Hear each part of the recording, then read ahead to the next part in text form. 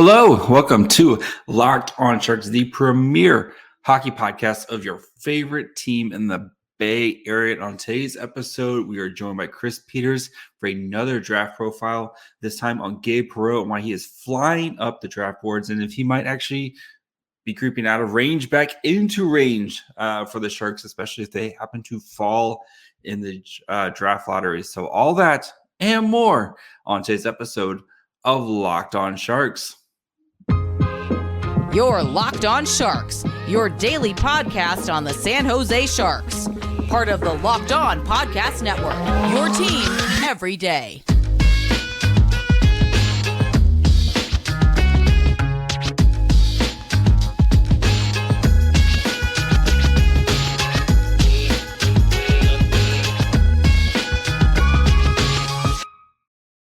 I'm your host, JD Young, contributor at San Jose Hockey Now, and I want to thank you for making Locked On Sharks your first listen, proudly a part of the Locked On Network, where we cover your team every day, and we are back to kick off draft week. Just a coverage of the draft as we get closer and closer to the draft, especially with the draft lottery happening Monday night. So we're going to be focusing on the draft this week. So I want to thank you guys for making part of Locked On Sharks your first listen. Of course, you can follow along wherever you get podcasts and watch this on YouTube. So we have Chris Peters, who's on to talk about Gabe Perreault, who has, like I said, been flying up the draft boards recently. An amazing year, a great U18s, and kind of creeping out of the back end of the first round, back into the top and, the first half of the first round. And if the Sharks, worst case scenario, fall to 6, could he be a potential pick at number 6? So without further ado, let's be joined by Chris Peters to talk about Gabe Perreault. And now we bring in the grand poobah of FloHockey, Chris Peters. Chris, how's it going, buddy? It's going well. Grand Poobah. That is a new title, but I'll take it. I think next contract negotiation, you should definitely bring that one up. Yeah, Grand Poobah. Yes.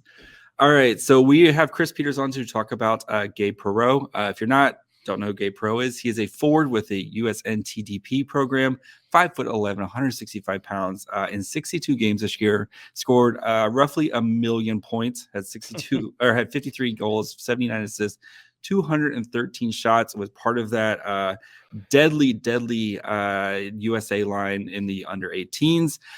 So let's start with what makes Gabe Perreault such an interesting prospect. Well, I mean, you certainly look at the production first and you say, how is that possible? 132 points. And the previous high. So the previous high of that whole NTDP, Austin Matthews, 117 points.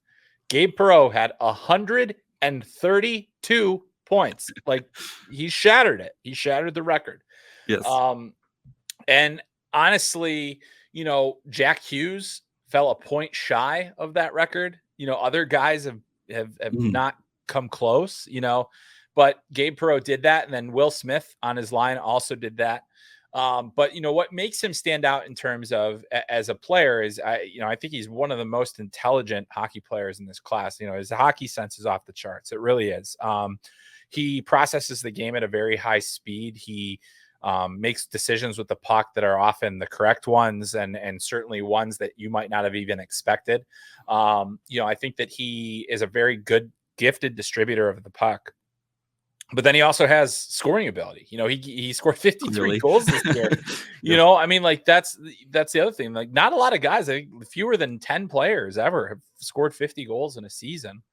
At the NTD, I think it might now be 11 because they had 3 guys do it this year. So it was, or 4 guys, including Cole Eiserman, the underager. So this is a pretty significant, kind of thing. Now, the thing about Gabe Perreault too is that, he played on that big line. There's certainly an element of playing with good players, benefiting, at least in the points department from playing with really good players, play with Will Smith and Ryan Leonard. But you could watch any different game and one of those 3 players was the best player on the ice every time. So, it's been a very interesting journey. I think this was a player that a lot of people had doubts in terms of how high he could go into the draft. And now all of a sudden, it's like, how is he not going to go in the top 15? How is he not going to go? There was a lot, and including myself, people outside of the top 20, and I don't think that's the case anymore. And I think it'd be very hard to leave him on the board that long. So, I mean, right, you mentioned, right, the scoring in Austin Matthews. Of course, Austin Matthews was like almost a calendar year younger.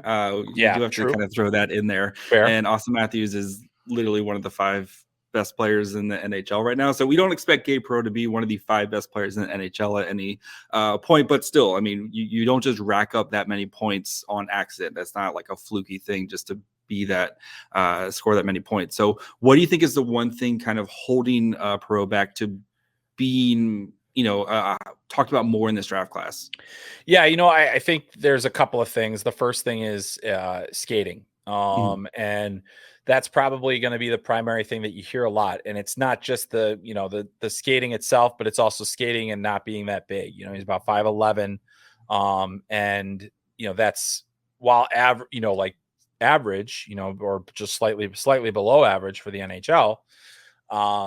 And not like, you wouldn't call him small. It's that combined with, average-ish, maybe below average skating. I think his skating has improved quite a bit in the last year, but, about average skating, it makes it a little bit tougher. You say, how, can he do it? He thinks the game at an NHL pace without question, and that's the way that you could say, okay, well, maybe he can mitigate some of the issues that exist for a player of his size and his skating ability with that incredibly intelligent mind, and the way that he plays and the decisions that he makes with the puck. But I think, when it comes down to it is, how is it going to be when there's less time and space? How is he going to be when he's got to get into the dirty areas? He doesn't have tremendous physical strength. He's stronger than he was last year, but doesn't have, amazing strength at this point. And so that's why you see often that he is behind Will Smith and Ryan Leonard, despite being so far ahead in points. So, I think that in a lot of rankings of this team, when we talk about the 4 players that would go in the first round, very often Gabe Perreault would be the 4th name you'd get after the 2 guys we mentioned and Oliver Moore. Not anymore. Like, I think, like, not universally, that is no longer true. It's not that he wouldn't be on some teams' boards, because he would, be lower, but and it comes back to that size skating. It's just the physical package is different for him relative to what he has, basically with the hockey sense and the skill. How do you have those 4 kind of ranked right now? Yeah, I mean, it's kind of juggled. I mean, I think right now for me, it's, pretty consistently Will Smith has been the top guy for me. I know that's not, again, even as good as he's been, not 100% universal at this point, even after his incredible performance. But you go Will Smith, Ryan Leonard, and I'm really waffling still. I haven't made my final draft ranking. Still waffling between Moore and Perreault, because I think Perreault has tremendous offensive upside, but when I look at the 2 players, Moore is probably the best skater in the draft. He doesn't match in hockey sense or skill, but he's got a really complete all-around game that I think helps, and so that's why it's hard for me to say that. But I mean, like, we're talking about 4 guys that could potentially go within the first 15 picks of the draft, all from the same team, and 3 guys all from the same line. So it's pretty rare to have something like that. University of Michigan's like, whatever, we've done this before. So yeah, exactly. We're used to this thing. But yeah, now Boston College is like, now it's our turn. All right, guys, before we continue up with Chris, we continue our profile on Perreault, kind of his timeline, where he kind of fits in, just finishing up with Gabe Perreault. And then at the end, we talk about just some guys who are underrated in Chris's eyes going into this draft. Do need to take a quick break, talk to you guys about our friends over at Indeed. There is no I in team, but there is one in Indeed, and that's the hiring platform you need to build yours. When you're hiring, you need Indeed. Indeed is the hiring platform where you can attract, interview, and hire all in one place. They've streamlined hiring with powerful tools that can match you with qualified candidates. With Instant Match, over 80% of employers get quality candidates whose resume on Indeed matches their job description the moment they sponsor a job, according to Indeed Data USA. Even better, Indeed's the only job site where you only pay for applicants that meet your must-have requirements. Indeed is an unbelievably powerful hiring platform, delivering 4 times more hires than all other job sites combined, according to Telenest 2019. So start hiring now with a $75 sponsored job credit to upgrade your job posts at Indeed.com/locked-on. Offer good for a limited time. So claim your $75 credit now at Indeed.com/locked-on. Indeed.com/locked-on. Terms and conditions apply. Need to hire? You need Indeed. Yeah. So he's going to go to Boston College. You mentioned he's going to go to Boston College. We talked about last time where it kind of feels like a lot of players are, especially first round guys, are kind of doing the 2 years and done. Is that kind of what you expect from him, as being 2 years and then signing his ELC? Yeah, I mean, I think that because there's a need for him to continue to build strength and to continue to get reps against older, stronger competition, I think it's at least 2 years for him. I think that there's still the skating still needs to improve. I think he needs to develop some power in his lower half in order to, kind of play some of the way that he does. And that will help. Going to college will help. He'll get that time in the weight room. He'll also get a chance to, play with the guys that he's used to playing with, which will help ease the transition. But I think he needs time. I don't think he's a short-term NHL guy. Even though, I think his hockey sense operates at an NHL level already. So we'll see if the body catches up a little bit. And whether it's 1, 2, 3 years in college, that kind of is dictated by what he does while there. So it's tough to predict at this point. I think he's at least a 2-year guy. That does seem to be, the way things are going with guys, staying a minimum of 2 years before making a decision. So, yeah, so I think that's probably where we're at here. All right. Well, the Sharks do have a lot of these high IQ guys, right? Thomas Bordeleau spent a couple years in college. How would you kind of compare Bordeleau versus Perreault's game, right? We know Bordeleau, short king, high hockey IQ. How would you kind of compare the two? Well, I think Gabe finishes plays better. I think Thomas has a more dynamic skill package. Like, that's the amazing thing about Gabe Perreault is he is skilled and he can make you miss, but he beats you more with his mind than he does with his hand skills. Whereas I think Thomas Bordeleau beats you more with his hand skills. He does have good hockey sense. I think he's a better overall, a little more defensively responsible and a little better off the puck. He's obviously a center. I think he still can be a center with his. I think he's more dynamic at center. We've seen, he's played a lot of wing and he just disappears a little bit with the Sharks. I think he's a guy that needs the puck a lot. And also, I think he's the guy that needs the puck a lot. And that's the same of Gabe Perreault. But the thing about Gabe is he doesn't hold on to it too long. He always makes the right decision to get rid of it when it needs to be gotten rid of. And I think Thomas likes to extend plays as much as he can. I mean, I think they are definitely there's some similarities in terms of their overall game, but I think that you get just a tiny bit of dynamism, with that dynamic element that Thomas Bordeleau brings, and whereas you've got a dynamic mind in Perreault. So I think that's the separator between the two. All right, and then we talked about his timeline and stuff. Where do you kind of see Perreault kind of topping out as when he gets to the NHL? Is he kind of like a second liner, middle six guy? Is there a chance he could be a top line forward if everything breaks right? Where do you kind of see him topping out? Yeah, I mean, I think that if he's going to make it, it's going to have to be in an upper lineup role where he's dictating and he has the puck a lot and he's getting big minutes and he's distributing and he's playing. You want to make sure that he's got good guys around him, guys that can convert on what he does. Because I think he did make both Ryan Leonard and Will Smith better this year, unquestionably, because he always knew where they were going to be and he was able to get it there when they needed it, right when they needed it. And that's why he put up so many points this year is that it was just, he's spotting plays and he's making them. The ability to is he a true play driver? That's a big question. Is he going to drive play, or is he more of a guy that, you've got, Will Smith was going to be the guy that was often going to take the puck into the zone. Even, I think you'd even see a lot of carries from Ryan Leonard too into the zone. you'd kind of let Gabe kind of disappear in there, and then he'd find a space and then make a play, so I think that you need to make sure that you're surrounding him with good talent, because he will make them better. I think the best case scenario for me, just because of the pace and other things, like I think it's more likely than not that he's going to be, a second line or a secondary scoring piece as opposed to a primary scoring piece on a team. So that there's that too. And it's just, for him, it's going to come down to gaining strength, gaining confidence. I think he has tons of confidence, but just, gaining it against the older, stronger competition. And then just being able to, every time it ramps up a little bit, being ready to ramp up with it. Sounds like a perfect fit with one Eklund, William, a guy who can, William can kind of like drive the play. And then we know William's working on his finishing, but not quite there. And having a guy like Gabe Perreault who can, we know he can finish. It feels like those two would kind of be a little bit of a match made in heaven, right?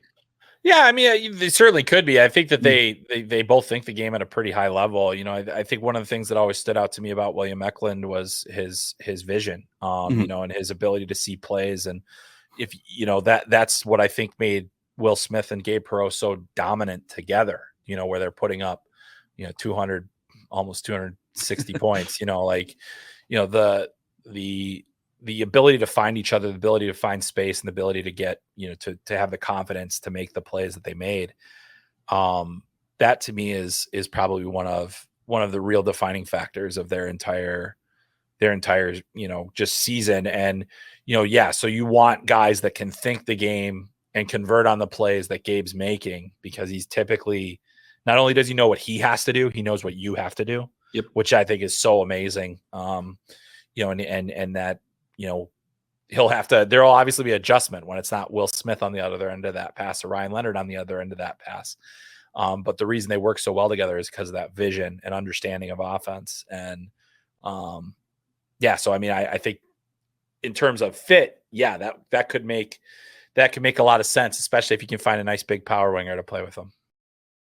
All right, guys, before we finish up with Chris and then we start talking about some of players who he thinks are underrated in this year's draft, especially the end of the first round, beginning of the second round, I do want to take a quick break, talk to you guys about our old friends over at Built Bar. If you're looking for a delicious snack but don't want all the sugar and calories, then you need the best tasting protein bar on the market. You have to try Built Bar. Great thing about them is each one of them covered in 100% real chocolate. And when you dig into the analytics, you dig into the stats, each one has only got 130 calories, 4 grams of sugar, and a whopping 17 grams of protein. So it's good for you. And the taste per 60 is off the charts. So they're also going to make it super easy for you now. If you're like me and you hate waiting for things to come in the mail, you can swing over to your local Walmart or Sam's Club today to grab a box. At Walmart, they have a 4-bar box of different flavors like cookies and cream, double chocolate, or a coconut puff. Or swing over to Sam's Club, grab a 13-bar box of flavors like brownie batter puff and churro puff. Or if you don't like leaving the house and you want a whole variety to choose from, check out Built.com. Plenty of great flavors. They have new flavors coming all the time. I like the variety box just in case one day you are feeling cookies and cream, or one day you are feeling, a little cherry, whatever you want. Or if you don't know which one's your favorite, head over to Built.com, Walmart, or Sam's Club today to try out Built Bars. Before we finish up, I wanted to get your thoughts on some of the draft as we're kind of starting to creep a little bit closer here. We've kind of, most seasons have kind of finished up. We're U18s are done. We're starting to kind of get closer, start finalizing things. So, which player in the back end of the first round, beginning of the second round, do you think is being underrated right now? Well, I think he's been underrated, and now I think it's going to stop because of the way that the under 18 worlds went for him. But I think Tom Wallinder from Sweden is going to be a pretty high pick at this point. He's got, he's a little like average size for a defenseman, but an incredible skater, excellent defensively. Offensive numbers are okay. He doesn't blow you away with skill, but he's got some fluidity in his skating, and he's just a very stout defender. And I think that, we've continued to see guys like, some of the guys that have come into the league recently, Jake Sanderson, Brock Faber, guys that are able to take care of their own zone and have really great skating ability, guys that close gaps well, guys that protect the front of the net well. That's kind of what I think Willander is. And in a year where we don't expect a ton of high-end defensemen, it allows guys like him to kind of creep further up the boards because they're like, hey, we're looking for defense. We're looking for, we're looking for somebody, and he checks so many boxes. So I think that's a guy that is going to come out, and he's actually, Sharks ties. We're always going to bring up the BU ties, but Tom Willander is actually committed to go to Boston University next year.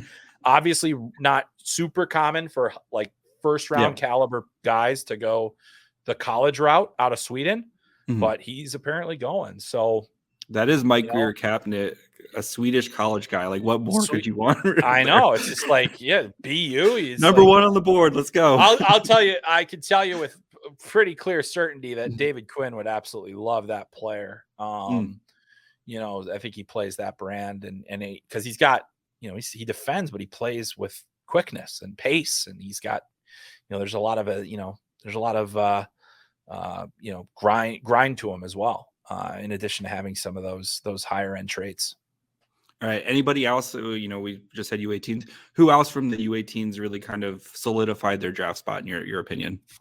I think that Dalibor Dvorsky had just a tremendous under 18 Worlds, and there's been talk about him slipping out of the top 10.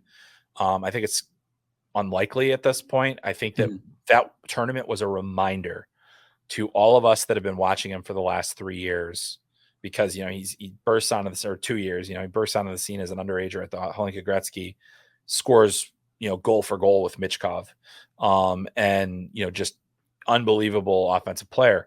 This year, the numbers weren't really there in the Allsvenskan.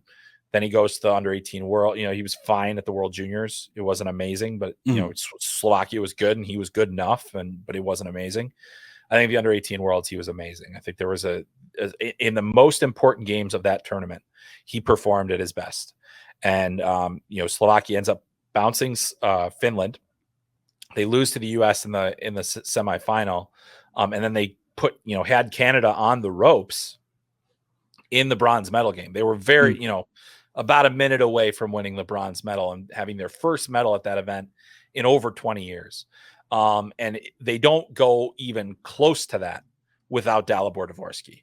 So I think that is a player to me that's the kind of guy that you look to build around, that not for Slovakia, for an NHL team, he's a good piece. He's a guy that can probably slot into the middle of your lineup. He's got good two-way capabilities. He's got better details off the puck. He's a shooter. He can find spaces, and as we saw at the under 18 Worlds, he could take over games. I think the stat that I saw, and I'm not immediately remembering who shared it, but the stat that I saw was like he basically was involved in 9 consecutive Slovakia goals. So that was, I think he scored 5 of them or 6 of them, and that's just. At those tournaments, you need a player like that. And we needed to see a player that could do that. Yep. So I feel like he's a guy that said, hey, yeah, I'm still top 10 caliber. All right. And then which guy that's kind of in the, that's kind of same ranking, are you kind of a little puzzled by where he's kind of being ranked right now? Yeah, I think that, and this also is kind of using the under 18 Worlds as a bit of a gauge. Yep. But, I think Andrew Cristall is one of the guys that has been divisive all year long, because you look at the scoring, you look at what he does throughout the entire WHL season for Kelowna. I mean, unbelievable stuff. Just an outstanding young player at the WHL level, but he's not a great skater. He's undersized. There's those, again, it's that combination. You can be one or the other. You really can't be both typically. And so the thing is that his offensive brain activates in a way where you just say, okay, well, he sees it. He spots the plays. He can make the plays. But, to me, it's going to be really difficult to use an early first round draft pick on a player that has enough question marks. So that's something that I definitely think, I don't enjoy saying this about players, because, it's like you're slagging the player, but I was like, this guy's probably still going to go in the first round. He's still a good player. Yep. It's just that the risk, I think about things in terms of risk, especially when I'm doing the very top of my draft board. Why do we spend so much time on the top of our draft boards? Because that is where the biggest mistakes could be made if you're not doing your due diligence. Yep. Those top 50, and that's where, if you are an NHL team and you miss on those picks, see you later, you're out of a job. So that's where, I would have a hard time accepting the risk that comes with a player like that. So that's why I think he's probably got to be a little bit further down the board. There are probably some teams that don't even have him on their first round. I think that he could be a back half of the first round guy. But I think that any chance of him going in the top 15 to 20 has lowered in the last couple of weeks here. Maybe a good swing for a team who has 2 first-round picks type of thing, where you kind of hit your home run and then you take another massive swing with your second pick. And it's like, if this guy works out, amazing. If not, we'll try to figure something out. Yeah, as long as he's not too far down your board, like you just, if you're saying, hey, like we like him enough to take a risk, then go for it. But you still have, even in the back half of the first round, you're still expecting to get an NHL player, and he doesn't have a surefire NHL profile, right? So that's the thing where you weigh that, and that's why there are going to be some teams that just say no. All right, we'll get you out here in the last question. Where in the draft does Gabe Perreault go? That is a great question. I think that's the mystery. I believe that Gabe Perreault will go in the 14 to 17 range. I think that he's more Pittsburgh, Nashville, Calgary, and Montreal. Yeah, so I'm sure Montreal would go for the son of Yannick Perreault there. But no, I'm just, I think maybe not. They've got a lot of size issues at the moment. So that's another thing to kind of think about. Although they've addressed that in some ways, Kirby Doc, Slafkovsky, that kind of thing. But I think that, so you want a specific team? Just give me a number. I was trying to match the team. So yeah. Yeah. I think I really, I think that he's probably just, inside the top 20, in that 14 to, I feel most conservatively placing him in 14 to 17 range is fair. I think that, the skating and the size situation will probably put him back. He could go before Oliver Moore. There's a chance Oliver Moore goes later than those numbers. So, So, there's a lot there to think about. He's an intriguing player. I have no doubt in my mind that he's gonna be a player. He's gonna be a guy that you're excited to have. It's just a matter of, he's going to have plenty more work to put in the next couple of years in order to put himself in the best position possible to be an everyday NHL player. Chris, you've said it all. Where can the people find you? Yeah, you can find FloHockey.tv. A lot of draft coverage coming up there. We also got a lot of draft profiles on our YouTube page, including not yet released, but very soon on Gabe Perreault, Will Smith, Ryan Leonard, Trey Augustine, Adam Fantilli, Gavin Brindley. We got a bunch that are coming out or have already come out. So that's just FloHockey on YouTube. Definitely subscribe to that channel. Going to be a lot more draft coverage and content there. The podcast is Talking Hockey Sense, available wherever you get podcasts and also on YouTube and FloHockey. So that's the best place to get me. And then on Twitter at Chris M. Peters, which is on the screen. So at Chris M. Peters is there for plenty of draft analysis. Plan to be in Nashville. Going to be a lot of fun. I can't wait. It feels like these draft years have just blended all together. But I'm looking forward to getting down there and having a good time. Yes, I'm very excited. It's gonna be my first draft, so I'm really excited to go. So it's a good time. Good time. Nashville. I can't think of a better place. So, Chris, thank you so much. We'll catch you again soon. And Yep. Thanks, JD. Great to be with you. All right, guys. Thank you guys for listening to my conversation with Chris Peters. Gabe Perreault, they sound like he could have potentially been there for the Devils pick. I don't know now. It looks like he might have worked himself into the top 15 of this draft. We're going to spend some time this week discussing what the Devils pick and the Sharks second round pick if they wanted to move up where that would get them. But I don't know if Gabe Perreault is that guy that you want to kind of spend those 2 picks on, especially for the Sharks. So we're going to be discussing that this week. We're also going to be, we'll be looking at the history of trade ups later on this week. Tomorrow, of course, we'll discuss the fallout of the Sharks, the draft lottery, and where the Sharks are actually going to be picking.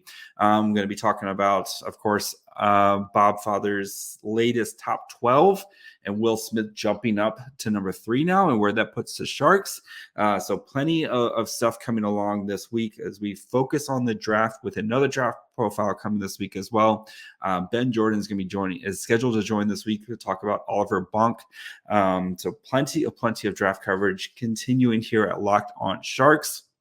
Make sure you guys are following along wherever you get podcasts. You can watch on YouTube as well. You can follow the show on Twitter, Facebook, and Instagram at Locked On Sharks. You can follow me on Twitter at My Fry Hole.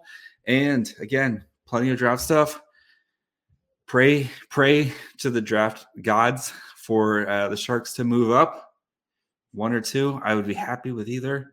But if you're picking 4, just don't move down, right? If you're picking 4, you're still going to have a great time. So let us pray, focus our energy to the ping pong balls. So until tomorrow, best of luck tonight. I'll talk to you guys tomorrow. Bye, friends.